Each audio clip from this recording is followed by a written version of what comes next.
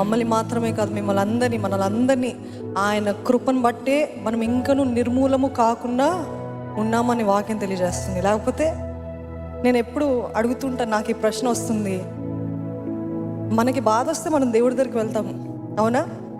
మనకు బాధ వస్తే, కష్టం వస్తే, లేకపోతే ఏదైనా వ్యతిరేక పరిస్థితులు వస్తే దేవుడి దగ్గర పరిగెత్తాం.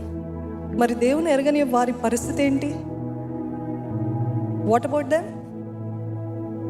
నాకొక్కటి మాత్రం ధైర్యము, మనము సేవించే దేవుడు నిజమైన దేవుడు, మాట్లాడే దేవుడు, నమ్మదగిన దేవుడు, దర్శించే దేవుడు, ఇక్కట్ల నుండి విడిపించే దేవుడు. హల్లెలూయా. కొన్ని సంవత్సరాల నిట్టూర్పులు, వేదనలు, ఏడుపులు, కానీ ఉదయాన అంటే a new thing, a new day, a new year, a new beginning దేవుడు మన జీవితంలో జరిగిస్తాడండి. నమ్మకం ఉందా?